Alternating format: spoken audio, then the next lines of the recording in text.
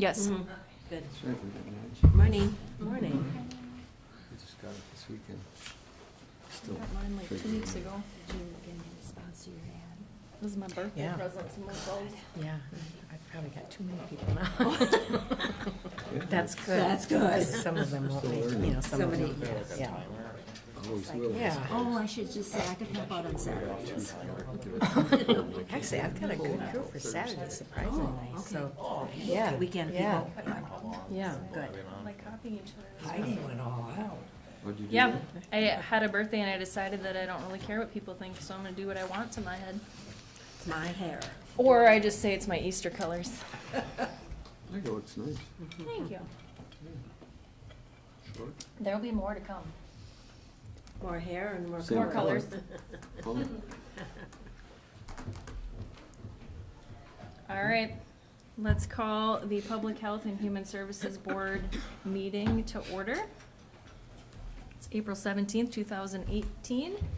And can I get an approval of the consent agenda? I move to approve the consent agenda. Support. Any opposed? All in favor? Aye. That's enough. All right. Mental Health Awareness Proclamation.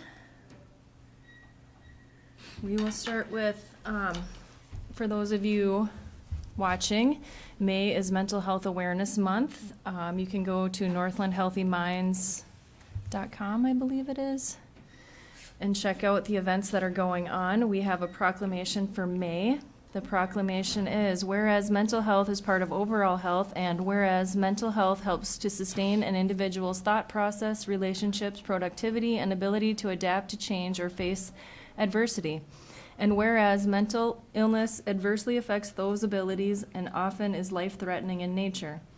And whereas 1 in 4 adults experience mental health problems in any given year, and such problems can contribute to the onset of mental illness. And whereas long delays, sometimes decades, often occur between the time symptoms first appear and when individuals get help. And whereas early identification and treatment can make a profound difference in successful management of mental illness and recovery. And whereas every citizen and community can make a difference in helping end the silence and stigma that far too long has surrounded mental illness and discouraged people from getting help. Whereas Northland Healthy Minds is working to promote public education and community activities which can reduce stigma, encourage mental health, and help improve the lives of individuals and families affected by mental illness.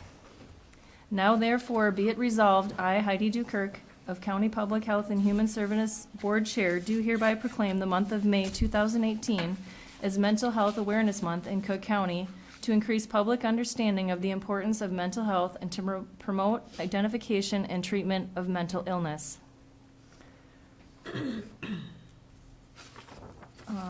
Please check out the website and check out the events that are coming up. Many of them are in Duluth, but you can also be active here in Cook County. And always remember that you never know what the struggle of your peers are, and to always be kind and compassionate and understand that we all have things that we struggle through. Cooper, Child Protection, please start for us. Morning. Morning.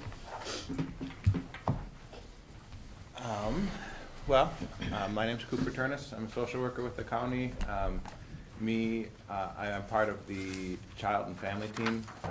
There's 2 of us that do child protection primarily, and Grace is my supervisor. And here to make sure I don't go on, speak out of turn, watch your elbows.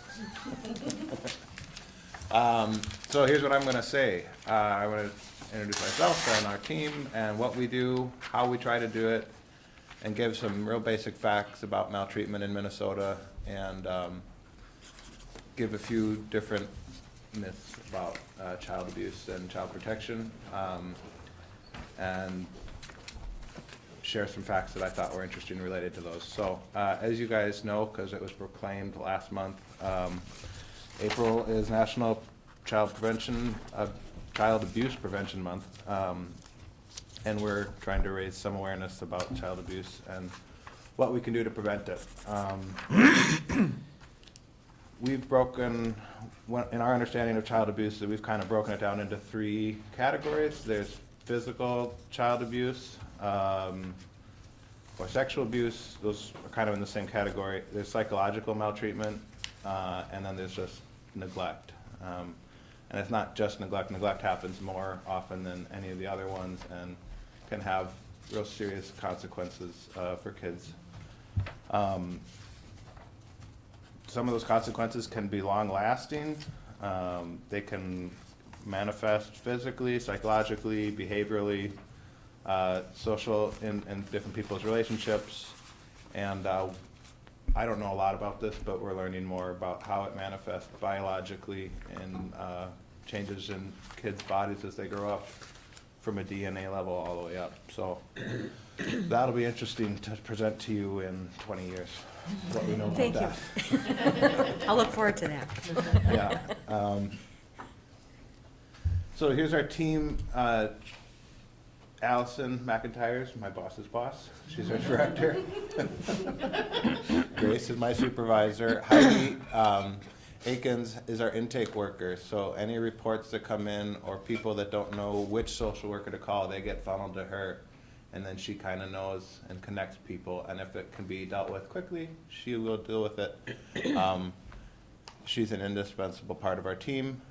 Reed and myself are both the child protection social workers. We do voluntary cases as well as involuntary cases. We'll tell you more about that in a little bit. And Jade Woltman is our children's mental health social worker. She helps parents with kids that have mental health diagnoses that the kids and the parents are both overwhelmed with, and they need help. There are kids in our community that have mental health that don't need case management, but there are kids that need more help and just connecting with resources, and that's what Jade does. Wait. Yeah, I know, there's a slide on that. Oh, they're out of order, sorry, here you go.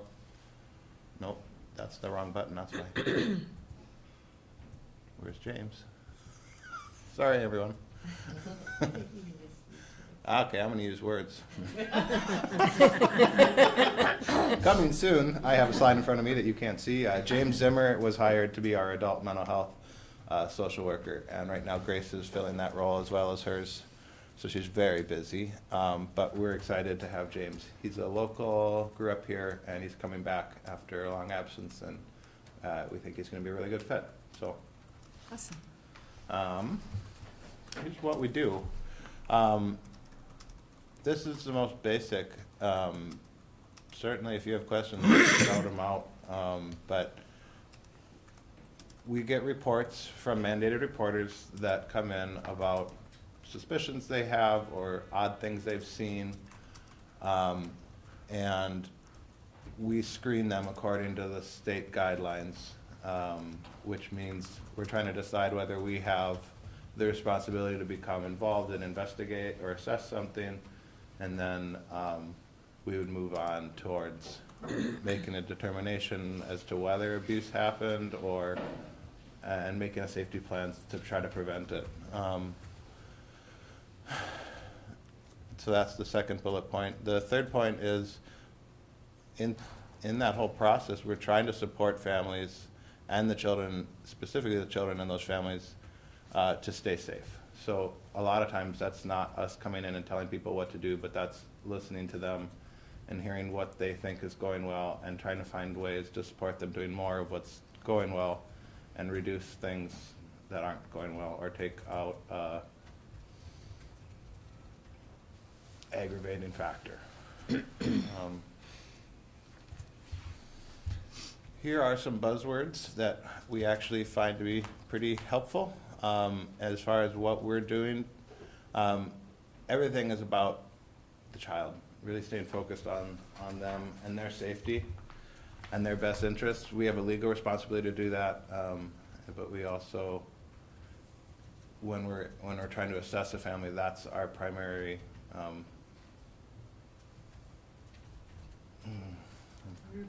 rubric, yeah. We try to see things through the eyes of the child, and we try to think about what that child might be experiencing and what's in their best interest. So that's through the eyes of the child is how we try to proceed. being strength-focused is something we're doing more and more as we see that it's effective, rather than coming in and just telling people what they're doing wrong, which is one of the myths that I'll get to. We see more safety results and more progress by families by encouraging what we see that they're doing well or what they see that they're doing well, and that's a primary way of engaging with the family. Being developmentally, We might ask him a question such as, tell us about a time when your family was really safe and stable. Who was in the family? What was going on? What was different at this time? So to have people think about, be more strength-based in that way. And it's interesting to have people talk about when things are going well versus when things are going poorly, because none of us like to talk about the times when our lives weren't going as well as we had hoped. So, sorry. that was. Being developmentally appropriate is something we do with both parents and children. It's really just talking to kids and their parents in ways that make sense to them with regards to their needs. So that's something that you do that's different in each situation.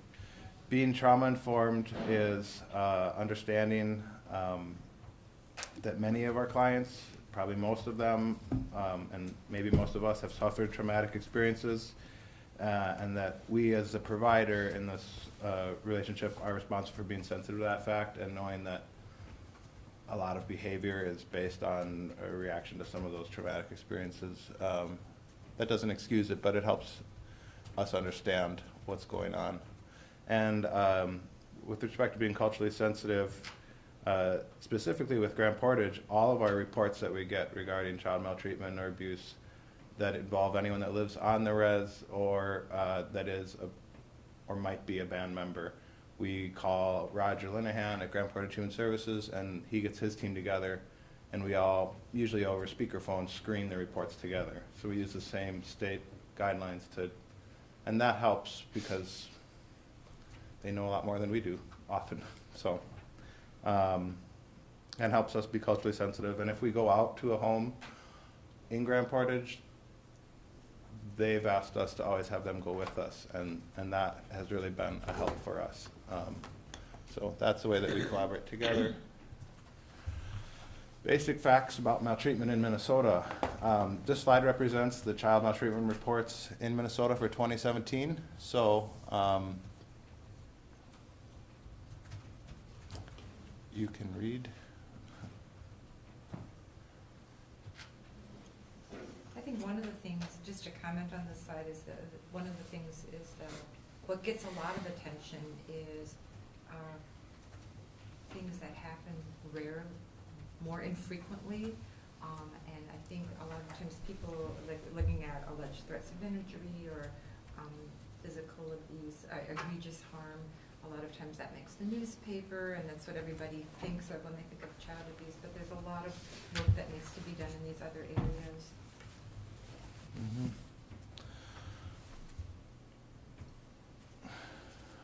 My goodness, well, my slides aren't quite in the right order, but as far as in maltreatment in Minnesota being tracked over the, let's go back one, over the years, and I started with my position in 2015, towards the end of 2015.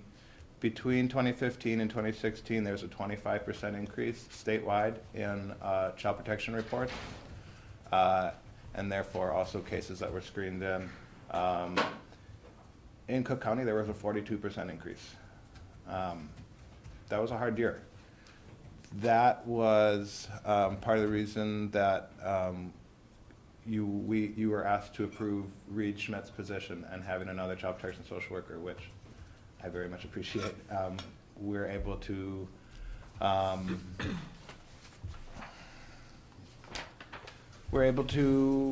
do our jobs better and with less secondary trauma to ourselves.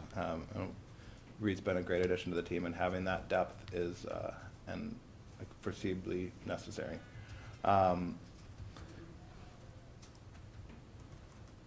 So we're grateful for that. This year, between 2016 and 2017, it's kind of stabilized statewide. The reports, there was that big spike. We did see a 15% increase, but that's much less than the 42% increase, so. So Cooper, could you just, was it 15% over the previous 42%? Yeah. So when the you're saying previous percent increase, 42% it's set the new compared to the year 100%. before? Yeah. Thank you. I'll give you the numbers. In 2014, there were 83 child protection intakes, and then it went down. In 2015, there were 68. In 2016, there were 100, and then in 2017, there was 116. Those 116 reports in Cook County. I have 99 on there, but I've edited it up to 116. Also, additionally to those were 39 child welfare intakes, which are a voluntary thing, that a work group that we can open that someone can choose to be part of, and it's just how can we help this family. It might not raise to the level of being able to be involved involuntarily, but that is a good, that we prefer working with families that way. There were 18 children's mental health intakes, as well as 22 parent support outreach intakes. And the parent support outreach program specifically targets prevention. So if families are able to, or if they have young children and qualify under, have two different risk factors to be, that they could potentially have or have had a child protection work group, we can use this, and there's some funds from the state that we can use to help with little things like, maybe paying a month of car insurance so that they can keep their job and keep working, if that's a big stressor, if that'll help and fix a lot of things. That's something that we could do with that. And so we had 22 different work groups like that. Just like everywhere else, Cook County has folks who experience mental illness, domestic violence, drug and alcohol abuse, poverty, inadequate housing. Maybe you've heard of that. Inappropriate or unsafe parenting. These are all risk factors for having children's abuse and maltreatment, but we're going to talk more about that when we get to the myths section, which is here. So,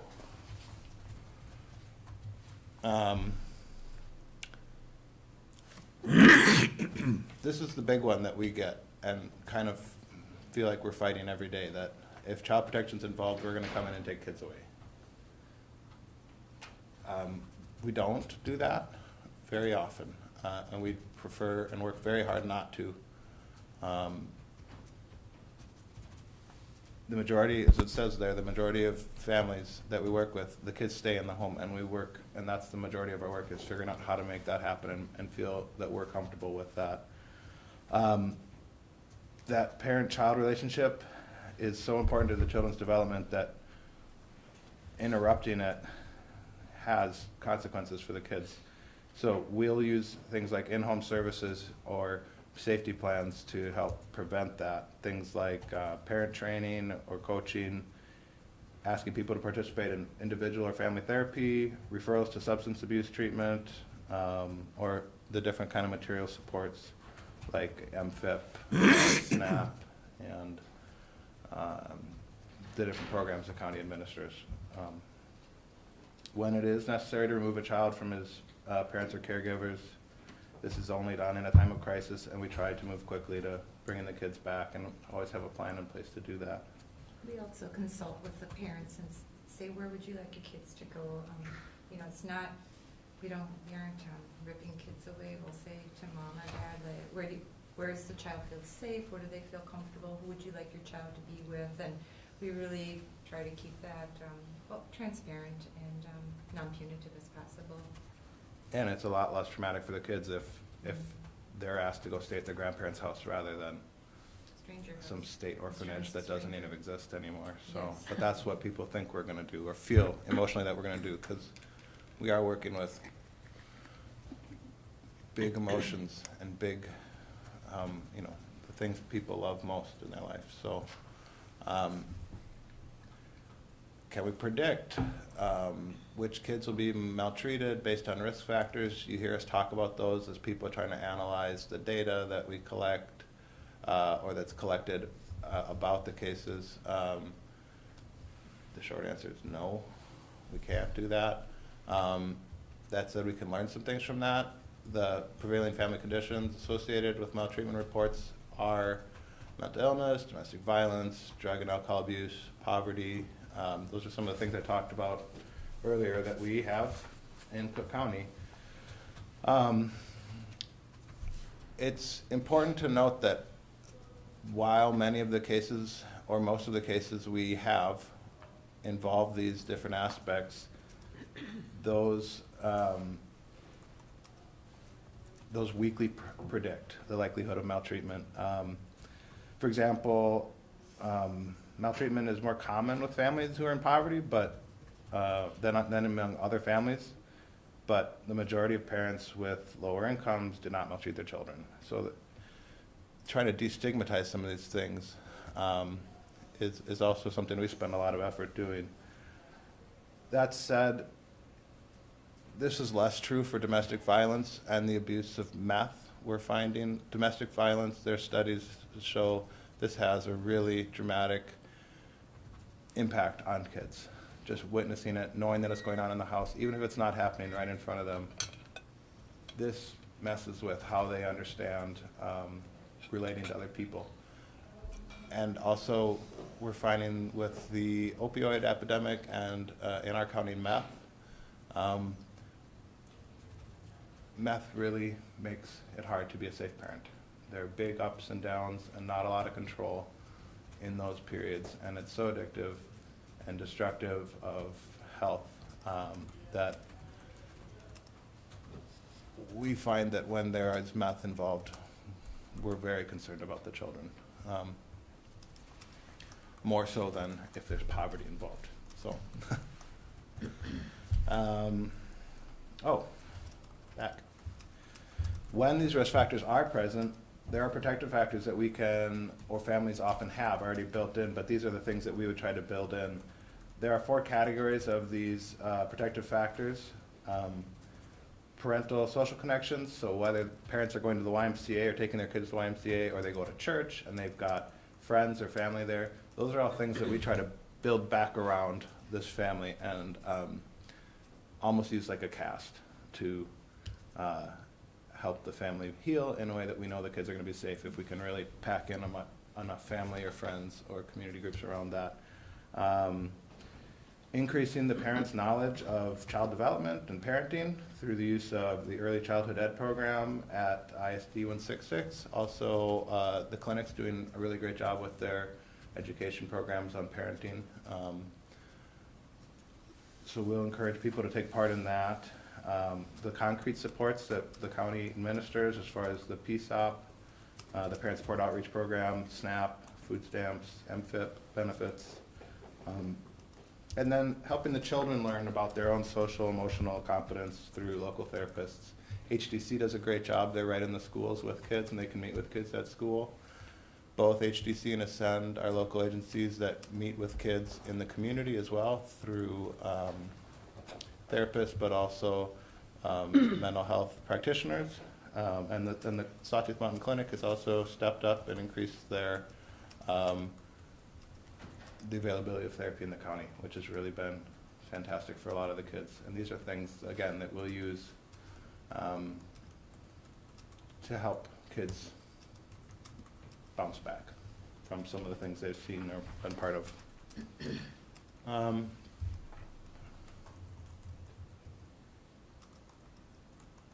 Yeah, we just don't know how many kids are being maltreated. The reality is, and it's a painful reality, is we can only know what's reported to us. There are mandated reporters in the state of Minnesota, doctors, teachers, child care workers, lots of other people that have to make reports to us. But if reports don't come to us, we just don't know what's going on in kids' lives. And a lot of the reports we do get aren't ones that we're able to screen in. Oh, there was something wrong with this kid seemed off. Well, okay, that's concerning, but we can't get involved with the family because of that kind of a report. So,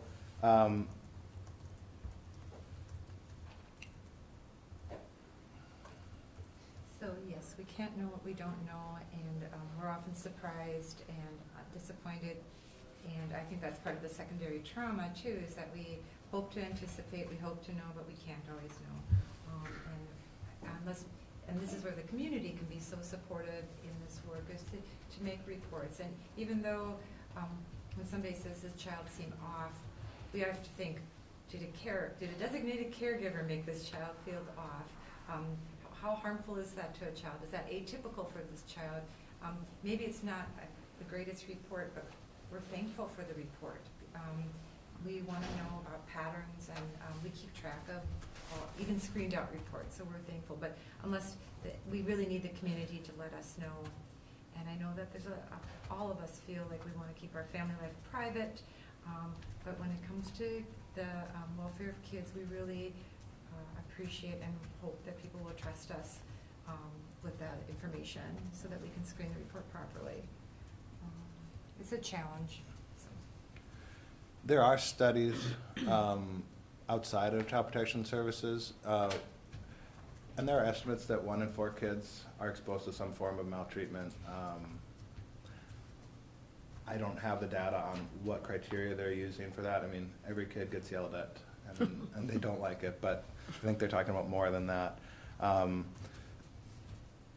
Often most of our services go towards families that are very, very isolated, and trying to build in more of those protective factors we were talking about in the previous slide, because the community can do so much to help families and prevent this, and the prevention is everything. So being a good neighbor, being a good friend is the thing we can all do to keep things out of my office. But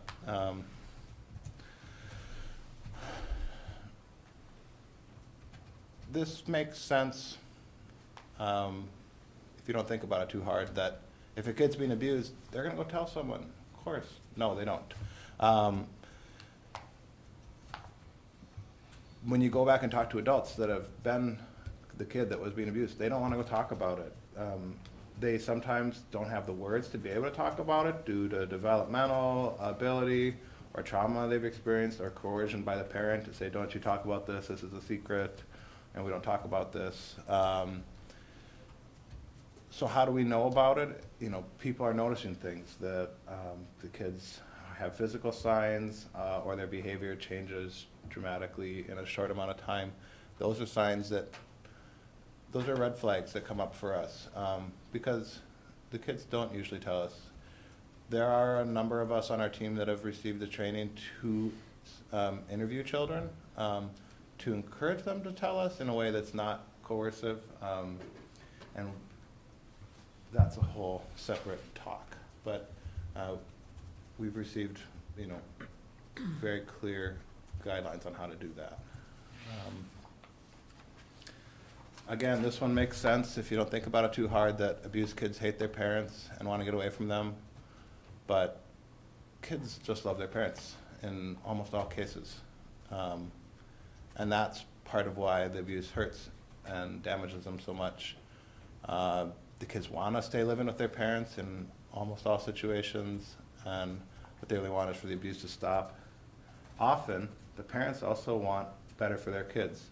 They might be into some sort of denial as far as it's not as bad as you think, Cooper, get out of my life, blah, blah, blah. But sometimes it is that bad, and after maybe they've sobered up, they're like, yeah, it was bad, and I'm really glad that things are different now. It doesn't always happen, but sometimes it happens.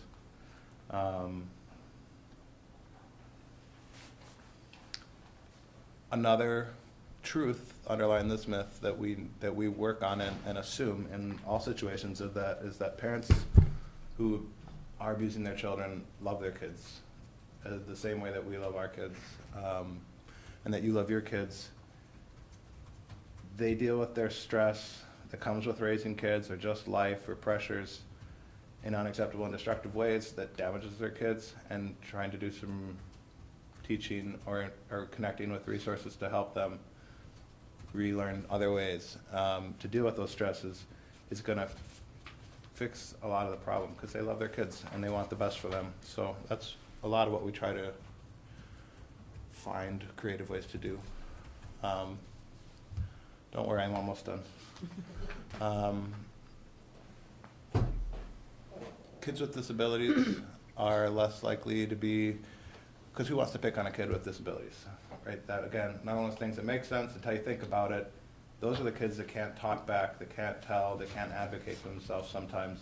The reality is that they're 3 to 4 times more likely to be abused, which is awful. And in Cook County, since we have less services, we're trying, we're doing better, but there are less services, so there's less eyes on these kids. And I think that statistic's probably true in our county as well. It's just statewide. And those are some of the reports that are more likely to go unreported.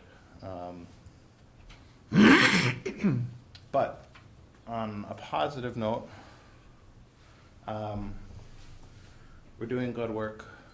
Our team is really strong right now. I feel like there's been a lot of turnover. I had a whole part that I didn't say earlier. But we're the most effective we've been right now. We like working together.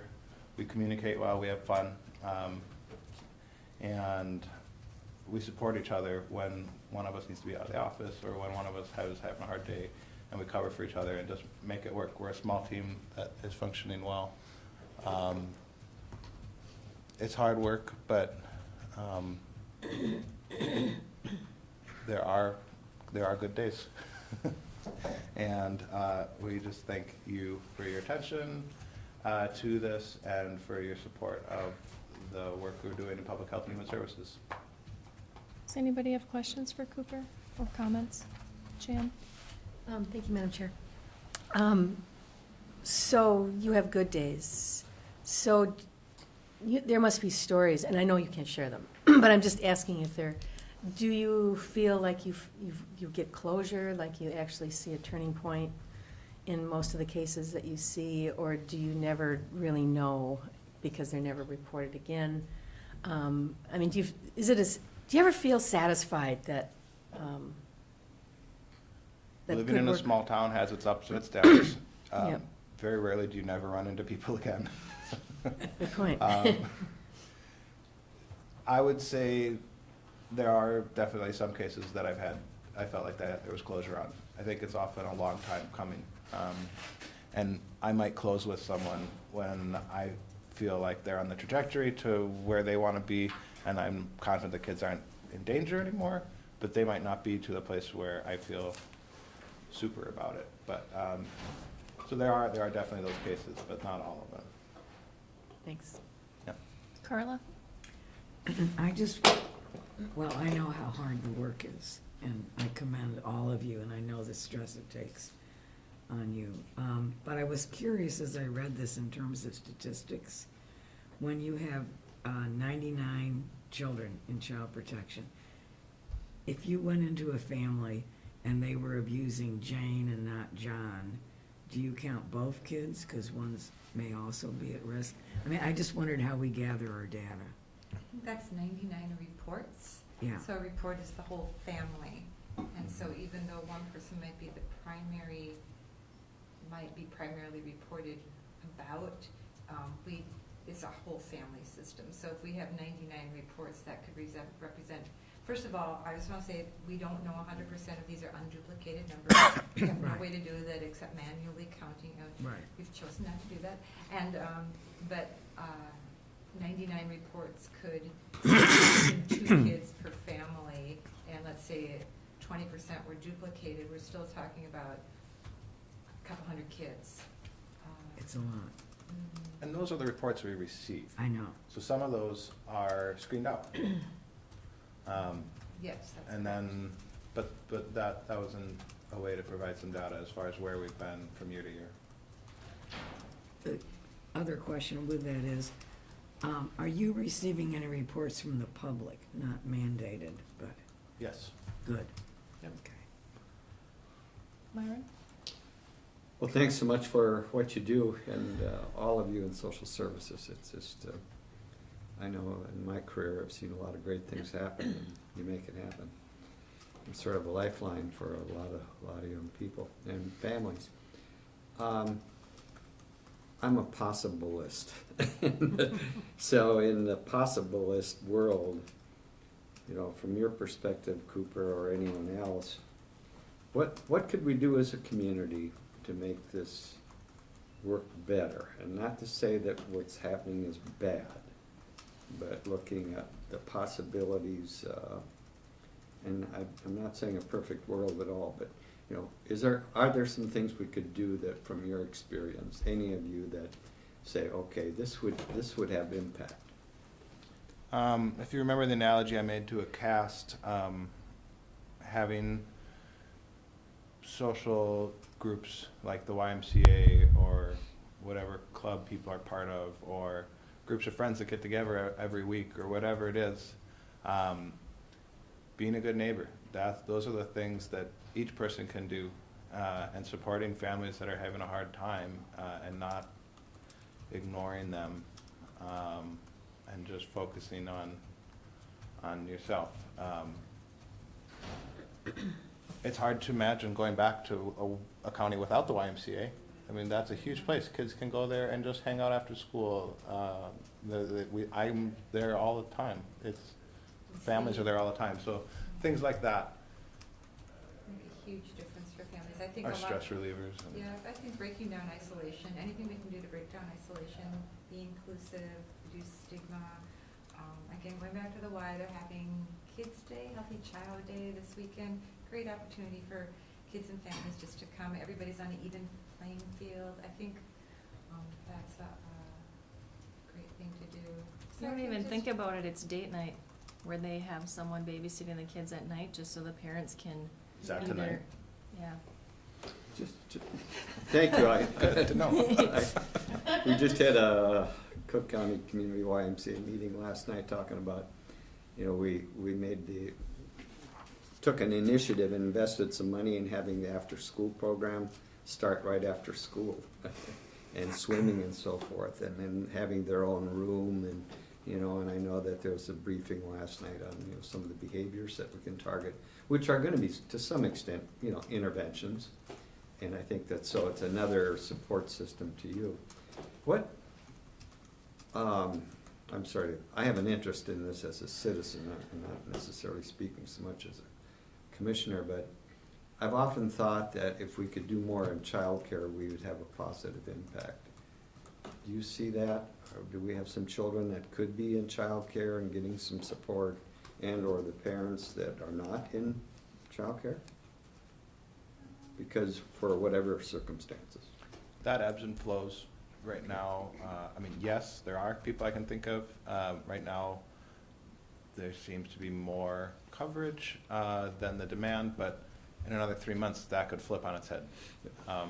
And then I know that a year and a half ago, there was a crisis, and then not enough coverage, and people weren't able to work, and it was a real problem. So I think we'll see what happens, but it is an important stress reliever for a family to be able to drop their kids off somewhere safe, where the kids are going to continue developing in a positive direction, and be able to go to work and pay their mortgage and do those kind of things.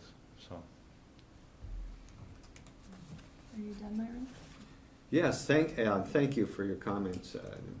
You know, the YMCA, which I've been involved in, our number one focus is youth development, safety, and social responsibility. So thank you it's good to know we're doing something from Sherry? your perspective. Yeah. Thank you, Madam Chair. Cooper and Grace, I've always thought of child protection work as the hardest kind of social work to do.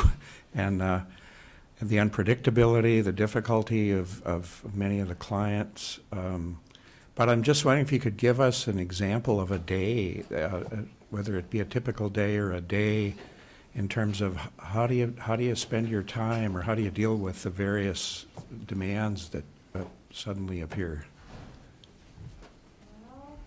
We do a lot of paperwork. So I think,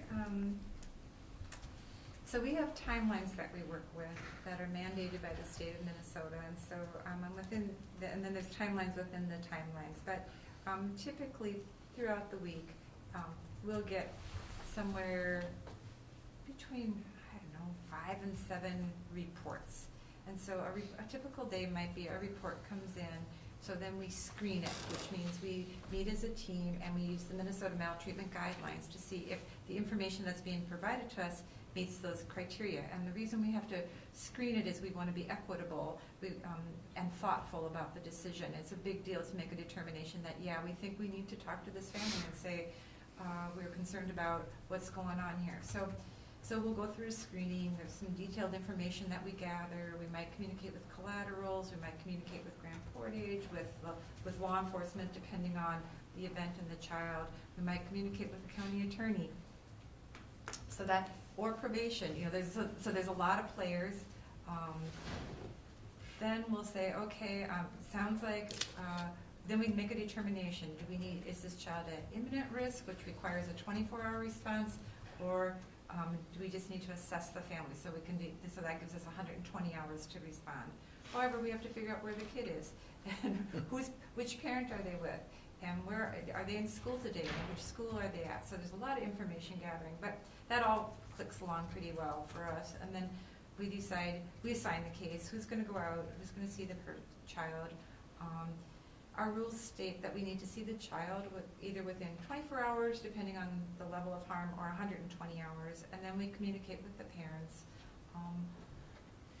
And you know, a lot of it is a communication process, trying to be thoughtful about what we're saying, trying to think about what we're doing.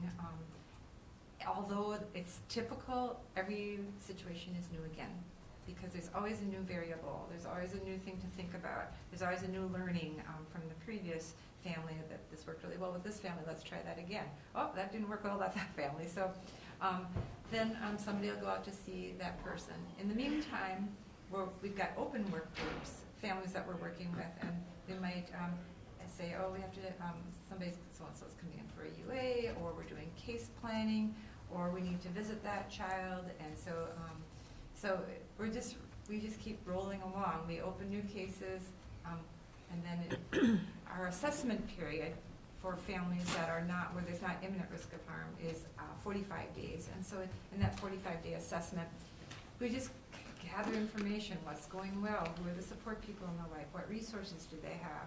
So getting releases of information signed so we can check with collaterals, calling teachers, calling therapists, setting up appointments, arranging for transportation, removing barriers. What is the barrier? So it's a lot of work trying to get that person and that family back on a trajectory where they feel competent and comfortable and safe themselves. We have mostly really positive relationships with family. I know everybody thinks that we come in with a big old hammer and push people around, but we're not interested in interacting with people that way, nor is it effective. So we try to use language that can be heard. So instead of saying we received a report, we say, hey, just calling because some concerns were presented to us and I want to talk about it. And then we'll say something like, well, this is what the concern was, and rather than assuming we're right or wrong, we could say, could anything like that at all have happened? Something similar to that. And then the person will say, well, and then, so then we have a story to talk about, and then we just, it's a lot of conversation, a lot of taking people to a place where they have insight into what's going, whether they're comfortable with what happened or if they like it different. Have they ever experienced this before? Then we come back and then we have to write the notes.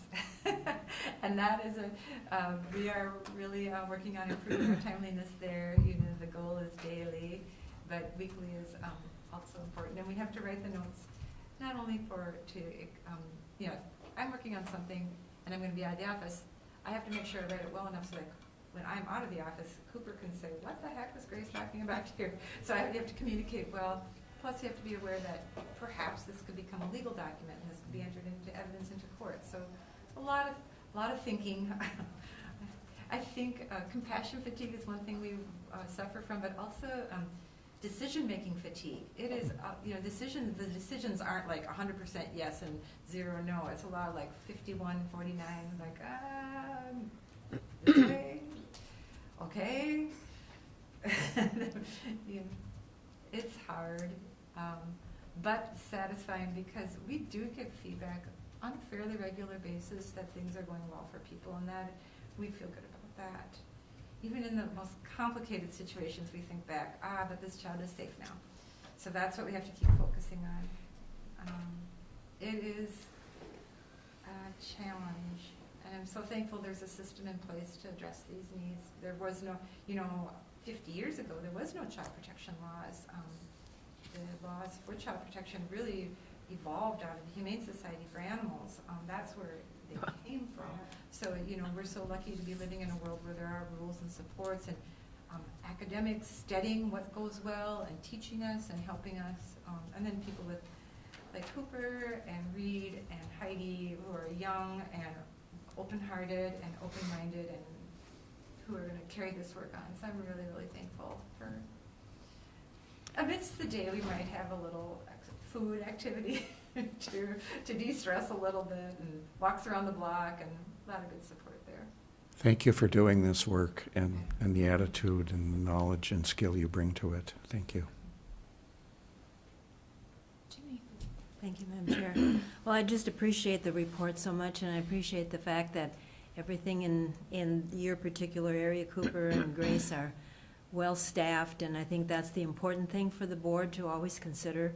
The numbers out there sound like, oh, you're adding more people, but the main point is because it needs to be done. So that's why I appreciate all your work and what you've done and what you will do. So thanks again. I would just like to come back. I was remiss in just mentioning the YMCA as a community support. Grand Portage has the community center, which functions very much the same way, as well as the West End having Birch Grove Community Center. Both those places for families that live on those ends of our county are big supports and stress relievers for families that live closer to there. And we live in a large county, and I just wanted to make sure those places got a good mention as well, that they're important. Thank you, Cooper. You mentioned 50 years ago we didn't have rules, and I was thinking 50 years ago my grandmother was raising her children, and I know 50 years ago when a family had an issue, you just dropped the kids off at the neighbor. My grandma was constantly taking in neighbor kids, and I just wonder if now, if the regulations aren't part of the problem, because it's not so easy for you just to take your neighbor kid, because then you're interfering in a process. So, not going to open a can of worms. Don't have to answer that. Just food for thought. It's not always. Yeah, it's, you just don't do that anymore because you're afraid you're going to get in trouble for taking the neighbor's kid in or helping them out or making the phone call. We would just like to say for the record that if you take in your neighbor's kid, that's awesome. And if you need to have some kind of financial help with that, you can get licensed to be a foster care provider, and that's an extremely important and useful thing that's needed in our county, because we want to keep kids here going to our schools, staying with their friends, and having those license places to put kids where we as the state are able to know they're safe is important. So if anyone wants to do that watches these meetings, talk to Heidi. The other Heidi? Yeah. I got a couple phone calls on that. And adult foster care, because when these kids grow up, they're not necessarily able to be fully in the environment on their own, and we lack adult foster care. And so we want to keep the people in our community as they age. And so, if you're sitting here thinking, I can't foster small children, think about fostering big children. So my last comment, truly, is we hold no judgment against the parents and families we work with. Everybody hits a rough patch. We're all human. We've all had highs and lows in our life, and we want to be a support to get back on track. These are not chronic conditions. We are not working with the same families that we were working with 10 years ago. People, like all of us, have rough patches. We infuse support and resources, and then move on, and hopefully stronger and better. So we understand that that's part of the human condition. So. For anyone watching, I was a foster kid and I turned out okay. So it's not a bad thing to be a foster kid. It's a mini vacation. All right, thank you, Cooper. Thank you, Grace. Director's report. Thank you again, Cooper and Grace. I I would just be repeating all of the fabulous comments made by our board this morning, but so grateful for the work that you do supporting families in our community, and thank you to the board for your support in our request for additional staffing. It's, as you can see, paying off in how supported the staff feel and our ability to do the work, so thank you again. An update on staffing. Lori Erickson, our fiscal officer, was hired as our fiscal supervisor, replacing Yaffa Nevedensky. You approved that at the March 27th board meeting, but wanted to share that here at the Public Health and Human Services board meeting. We're currently in the process of filling the fiscal officer position that Lori vacated when she was hired. You'll see in items for board action that we are requesting to accept the resignation of Beth Ferrone and to post her position immediately. The goal of requesting to post that vacancy immediately is to try and capitalize on some of the new social work grads that will be coming out in May. The way that position is currently structured is that it requires an individual who has a social work license or the ability to become licensed. Thank you, Commissioner Dukirk, for sharing that proclamation this morning.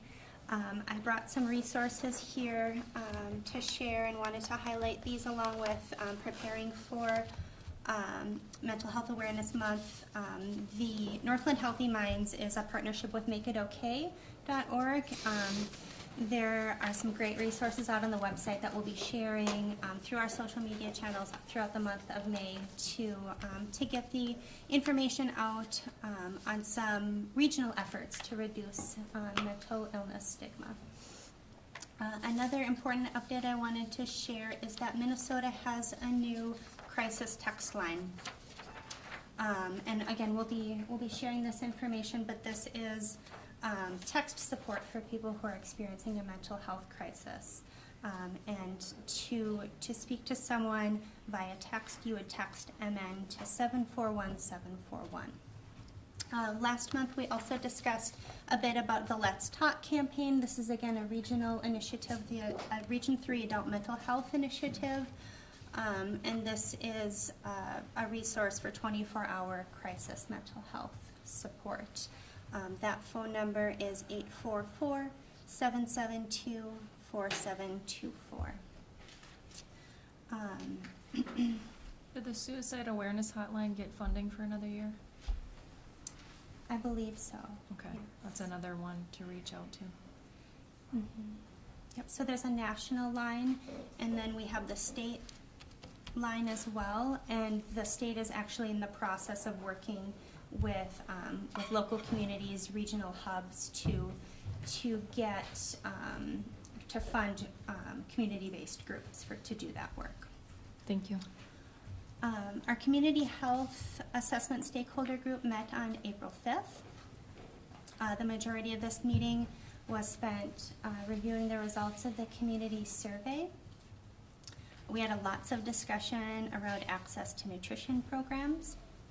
One of the small wins that happened at that meeting is we shared a flyer that our department had created that to help share information about nutrition resources in the community. So how people can maximize the supports available for nutrition assistance, whether it's going to the food shelf and what days the food shelf is open, the supplemental nutrition assistance program or food support, and how those based on your household, if it's an elderly couple or a family, how they can combine those resources to get the most out of that. And we found that a lot of our community partners at the table weren't aware that that existed. So being able to share that information, talk about strategies to get the word out more about some of the work that we're doing in our agency to share resources and information, and then to get feedback from that group as well. It's just a really great engaged group of professionals and citizens, and getting a second pair of eyes on the information that we're creating is always really helpful to have the most impact. So again, that group is working to gather feedback, increase awareness. A lot of the themes of that conversation were how do we continue to work better? How do we combine the resources? There are so many people in the community doing great things to support children, to support elders, to support people with disabilities. So how do we continue to work together and get the word out? A couple of legislative updates. The Families First Act was recently passed into law. This is a law related to children's services, and it shifts funding, provides more flexibility to child welfare agencies for preventative services, services like mental health, supports chemical dependency. So again, this is really new. We haven't received guidance from the state on exactly how that will impact the work that we do, but just wanted you to be aware of that. Last month when I was here, I gave a quick snapshot of the periodic data match program for people who receive their health insurance, medical assistance, Minnesota Care through the MNsure exchange. We recently found out that that will now be delayed. There were some critical software defects, so they weren't able to deploy that, and we'll have a few more months before that periodic data matching is deployed. In the board packets, I shared the annual contract report from Carleton County Child Support Services. Don't have to spend a lot of time going into the detail of that report, but just in summary, they continue to do great work for people of Cook County in providing child support services. There was really improvement across the board. I think there was just one measure where the improvement or the performance decreased. And you can see in that justification from Dan, who is the supervisor for child support in Carleton County, that that can easily be traced to just the seasonal nature of employment in Cook County.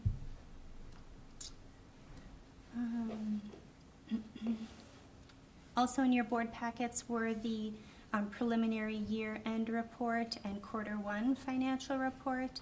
And that's informational only. Wanted to give you some time with that information. We'll have presentations from the fiscal department next month in May on the year-end report, and June, or maybe it's the other way around, the January through March financial report. So more to come from that.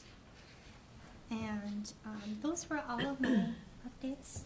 If you have any questions, otherwise the next item will be asking for the approval to accept Beth's retirement with regrets. I request to fill that position. Any questions for Allison? Can I get a motion to accept the retirement of Beth Ferrone and to post the vacancy? I so move. Support. Second. With regrets. With regrets. How Any long op- has Beth been here? Oh boy, Martina. I think it's 12 years total. So she worked with the agency some years ago and then returned in 2012. So her most recent stint was at least 5 years. First in children's services, and then she transitioned over into adult services within the last couple years. Prior to that, she was an adult mental health case manager. Okay. Thanks, Awesome. Martina. Any opposed? All in favor? Aye. Thank you, Allison. Let's move on to committee reports. AEOA, Myron? We're having a meeting tomorrow in Virginia, Okay. and I couldn't go to the last one because we had a snowstorm. Arrowhead Health Alliance, Jan. Thank you, Madam Chair. This is one of those collaborative groups that we benefit from, and it's a really great group. And after having been on this committee for 3.5 years, it just feels like it feels comfortable to have conversations. And so this past meeting, we kind of got into a heavy conversation about where we are in the whole arena of mental health. For instance, we look back on when the state closed Moose Lake and the big hospitals. That whole big hospital thing went away, but nothing was there was no replacement offered. So 40 years later, what we're looking at and what we have doesn't seem like we're very far down the path. I mean, we have the new Birch Tree Center, which is awesome, but it's a 16-bed facility. We have the Wellstone facility on the range. As far as in the region, I think there are some there are houses here and there in like St. Louis County. And then, of course, there's the new Clarity talk, which will maybe help provide some of those services that, so that to take the pressure off the emergency rooms and the law enforcement centers, because that's sort of where people end up for big lengths of time, and these are people with mental health issues. So we all kind of express some frustration over not having really come very far. But it's a really great group of people that is at the table right now. The new Public Health and Human Services Director in Lake County, Lisa, is a great new energy and resource. She's has a legal background, and so she brings great new stuff to that table. There's a new Public Health and Human Services Director in Kuchiching, and she seems awesome. She attended the meeting, and we missed you, Allison, but we have a new great energy person. So, I mean, I'm grateful that we're starting to have those conversations. It seems like we have, this committee gets together and we talk. It's like we're called to do accountant work, and none of us are really good at accounting. So we do a lot of discussions around budget and carryovers to next year, and learning about the grants and this grant and the crisis grant and the and it just that stuff has a tendency to really not connect with the stories, and so that we started this conversation. Can't really get into stories, but we're really yearning for the stories of what are we doing and why are we doing it and what impact are we having, and it just doesn't feel very satisfying at this point. I kind of feel that it's pretty angsty, and I think now with current administration it's going to get even more angsty. But anyway, I'm grateful that we had the conversation, but I have nothing else to report. It's a really good group of people though, that looking out for the mental health in this region. Jan, is it fair to say longer-term psychiatric hospitalization is that gap that you're alluding to? Yeah, I think the really truly mentally ill with no hope, they need a place to be. Yep. And the idea previously that you put people into an institution Right. for their lifetime or something is that we've moved beyond that, but then we took away a resource for people who really did need to be hospitalized longer term. Exactly. Birch Tree Center is great, but it's not a psychiatric hospital. No, and it's 10 days a month. And the hospitals in Duluth are fine, but they're short term. They're crisis oriented as far as I understand it. And that's the difference from crisis. We haven't, that was a long-term solution, even though it created a lot of crisis in people's lives. We still haven't dealt with that long-term mental illness piece, that there's no place for people to live long-term. So they get jailed or they're on the streets Yeah, and or it just, a lot of other things and happen. it's unsafe. It's unsafe for everybody. It's just not we haven't solved it. We haven't really come close to solving it. That's what it feels like. So, more to come. Hopefully, I think this clarity conversation is trying to pick up the ball and create some of that's been missing. And there's a lot of great people at that table, so maybe 40 years later there will be a dent created in the solution. Thanks, Jan. ARC, Bobby? Well, at ARC last month, we had Phil Drobnik. He's the coach for the men's gold medal curling team. Came there and gave us a presentation on their experience over at the Olympics, and then we got our picture taken with him. And other than that, we've been going over we went over the Arrowhead Juvenile Center report. But I got to agree with Jan. I've been here, 7, 8 months now, 9 months, and you meet 2 hours a month. You don't takes a long time to, you know, I sit by Keith Nelson and I always gotta ask him what these acronyms are. Yeah, yeah. Sure, he What is tells you ABC? too. I was gonna say, does he tell you the correct one? Yeah, right. Oh, yeah. He knows them all. Yeah, you know, Awesome. 2 hours a month at these different things there, and it does take a long time to. Yeah. And segueing into that, Community Health Board is mine, and I've been to 2 meetings. They meet every other month, and it's a learning curve. We did a lot of memorandums of understanding and going through, and next week I have my orientation, so hopefully I'll understand everything that's going on. It's nice because some of the acronyms I know from here, and a lot of our discussion is on SHIP with a P, which the P now means something different than it used to mean when I started. So, we'll hopefully have more information for you next month after I get an education on what we're doing in that meeting, but that's 2 hours. And I'm hoping that St. Louis County will get some funding to get an owl in their room, because we had speakers that weren't working, so half of the room we couldn't hear. And then they were passing the speaker around trying to get people to hear, and then it was very interesting. So I'm grateful for the technology we have here and that it works on our end. And for having Joni at that meeting, thanks for sharing her with us, because she's very helpful in explaining stuff as we're going.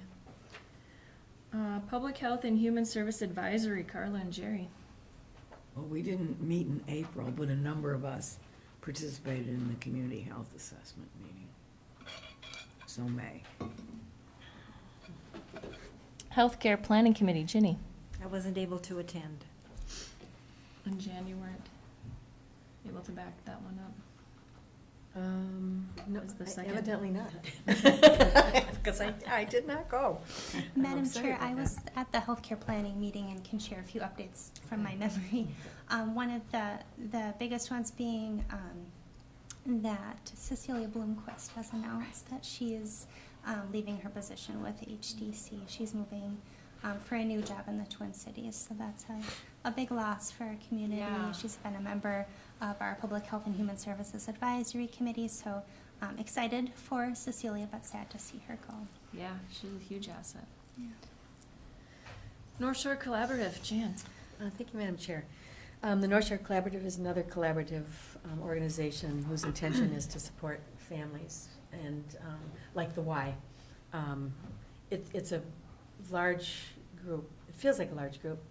The schools are represented.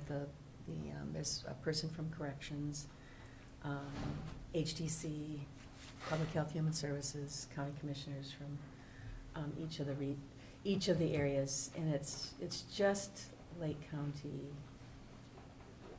St. Louis County part of the collaborative? I think it's Lake. It's just Lake and Cook. It's just Lake and Cook. So it seems like there's a lot of people at the table, the schools. So it's a good opportunity to talk about things. We don't have very much money, so I would say that, it's a lot of people making decisions over this much money. But we do things like, this past month, we gave money so that, I think it was Cook County kids could go to language camp. We gave money to create a math tool in the Cook County ISD 166. So we do good things, but it's a lot of people with very little money to spread out into the greater world. So we have an executive director, Karen Tucker, and we talked a lot about her succession plan. She will be retiring soon, and I can't remember exactly when, but she'll be retiring soon. We used telepresence, and I'm a little confused about telepresence versus video, or if those are just brand names or if they're the same thing, but it worked really well at the school. It was incredible. And actually at the North Shore, or the Arrowhead Health Alliance, Dave Lee expressed his frustration with the community health board's lack of understanding of how to work the equipment, because I think the Arrowhead Health Alliance folks who have purchased and installed a lot of the equipment all over the place with their telepresence effort has installed it, but evidently, I think the people at CHP don't really understand how to work it yet. No, they didn't turn the power on for one speaker. Okay, so there's some technical difficulties that, you can lead a horse to water, you can put up the equipment, you can install it, but the people gotta, go there and learn how to use it, so. Well, even for us, Sarah always turns it on, so Joni came in and said, I hope that I hit the right button, and she did. It's all so easy. It is. Yeah, and it's really great equipment. So that was one of the new things that the North Shore Collaborative used. So we didn't have to travel to either Beaver Bay or Bluefin, Tofty. So we could all stay in our respective communities and view it like we were right there. It was pretty awesome. That's it. Thank you. Emergency preparedness, Ginny. Well, we had meeting up at the Gunflint office, and first time we had a chance to meet each other, for me anyway. It was very productive, and everybody gave a good report about what's happening. Nothing that I can remember was earth-shaking. So, met the new director, The Michael. big annual meeting at the end of this month. And we had, and we'll have that at the end of the month. And we had the other one up in Grand Portage in March, so we'll be equipped. Hopefully. Yeah. If there is nothing else, can I get a motion to adjourn? I move to adjourn. We are adjourned. Thank you. I'm sitting over in Brainerd.